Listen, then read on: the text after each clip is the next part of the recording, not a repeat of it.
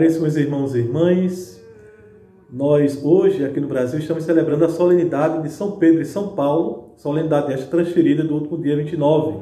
Aqui no Brasil, sempre que o dia 29 não ocorre em domingo, transferimos esta solenidade para o domingo seguinte, para que se propicie a todos os fiéis terem um crescimento espiritual, uma edificação espiritual a partir da liturgia e do testemunho desses dois grandes apóstolos, São Pedro e São Paulo. Para a nossa reflexão no dia de hoje, eu gostaria de tomar como um ponto de referência um trecho do prefácio da liturgia eucarística. E na liturgia eucarística, ou mais especificamente no prefácio, lá o prefácio diz o seguinte, referindo-se a São Pedro e a São Paulo: hoje vós nos concedeis a alegria de festejar os apóstolos São Pedro e São Paulo. Pedro, o primeiro a proclamar a fé, fundou a igreja primitiva sobre a herança de Israel. Paulo, mestre e doutor das nações, anunciou-lhes o evangelho da salvação. Por diferentes meios, os dois congregaram a única família de Cristo e, unidos pela coroa do martírio, recebem hoje por toda a terra igual veneração. Então, essas palavras belíssimas do prefácio da missa de São Pedro e São Paulo que nos inspiram hoje para a nossa reflexão. Pois bem, o prefácio, falando desses dois apóstolos, ele realça aspectos assim muito importantes de Paulo e de Pedro. De Pedro se diz que ele foi o primeiro a proclamar a fé e que fundou a igreja sobre a herança de Israel. No evangelho que nós escutamos hoje, no capítulo 16 de São Mateus, São Pedro vai proclamar de forma solene a divindade de nosso Senhor Jesus Cristo, quando ele diz que nosso Senhor, ele é o Messias, o Filho do Deus vivo. Nosso Senhor Jesus Cristo, por sua vez, vai fundar a sua igreja sob a autoridade de Pedro, quando ele diz para esse apóstolo: tu és Pedro, e sobre esta pedra edificarei a minha igreja. Pedro, assim, caríssimos irmãos e irmãs, é constituído pelo próprio Senhor o primeiro Papa da igreja. Por outro lado, nós temos aquilo também que diz o prefácio a respeito de São Paulo, chamando-o de mestre das nações e afirmando ainda que ele, Paulo, anunciou às nações o evangelho da salvação. Na carta aos Gálatas, escrita por São Paulo, no capítulo 2, quando ele está narrando a sua vocação, já a partir do capítulo 1, nos versículos 8 a 10, ele vai dizer o seguinte: de fato, o mesmo que tinha preparado Pedro para o apostolado entre os judeus, preparou também a mim para o apostolado entre os pagãos. Vejam que Paulo aqui, ele está fazendo a distinção quanto ao campo de atividade missionária, ao campo de atividade evangelizadora, de apostolado, que tanto ele quanto Pedro assumiram, a partir do momento em que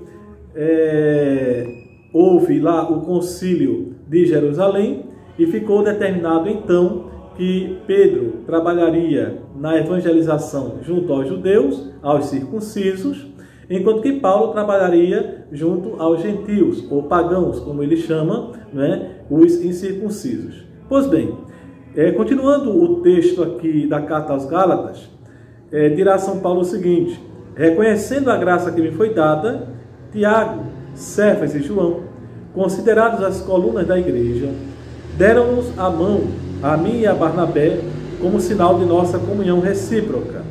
Assim ficou confirmado que nós iríamos aos pagãos, aos gentios, e eles aos judeus. Então vejam que belíssimo texto que São Paulo nos dá aqui neste resumo da carta aos Gálatas, logo no início do capítulo 2. Pois bem, uma vez que a igreja hoje nos convida a refletir sobre esses dois apóstolos, Ao mesmo tempo, nós somos convidados, a partir da figura de Pedro, a refletir sobre a importância de Pedro e também de seus sucessores na igreja. A Igreja de Cristo, desde Pedro até o atual Papa, conta já 266 papas numa linha ininterrupta de sucessão apostólica lá no trono de Pedro, né? Então, se nós queremos saber se uma alma ela tem nas suas entranhas a fé católica, basta verificar se ela conserva de fato um amor ao papado, né? Seja quem for o Papa. Não importa quem seja o Papa, se ele é o vigário de Cristo, devemos manifestar com ele um amor, um carinho, um afeto.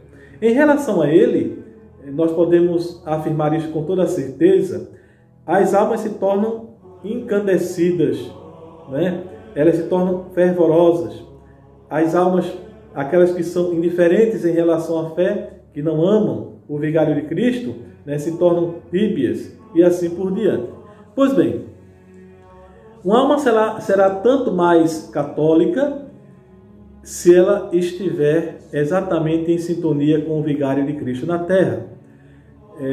Plínio Corrêa de Oliveira, um grande pensador do século XX, vai dizer o seguinte, abre aspas, é sinal e condição de vigor espiritual, uma extrema suscetibilidade, uma vibratilidade delicadíssima e vivaz dos fiéis, por tudo quanto diga respeito à segurança, glória e tranquilidade do Romano Pontífice.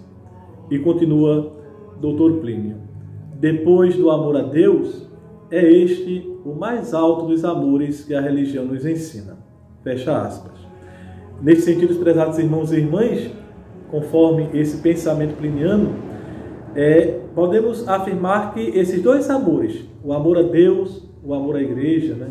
O amor a Deus, o amor ao papado, se fundem e acabam se apresentando como um só amor. E a propósito desse pensamento, vale trazer uma fala de Santa Joana d'Arc.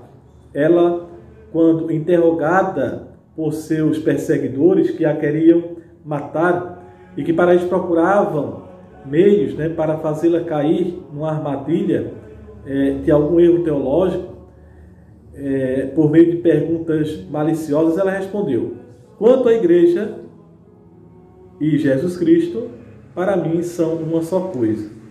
Assim também podemos nos referir ao Santo Padre. Então, pensando hoje na figura de Pedro, né, peçamos a Deus que possa acompanhar o Santo Padre, o Papa Francisco, fortalecendo-o com as luzes do seu Espírito Santo, né, a fim de que ele se mantenha esse pastor, né, ardoroso, que é cheio de ânimo na evangelização do anúncio de nosso Senhor Jesus Cristo. Viva a Igreja, viva o Papa. Abençoe Deus Todo-Poderoso, Pai e Filho e Espírito Santo. Amém.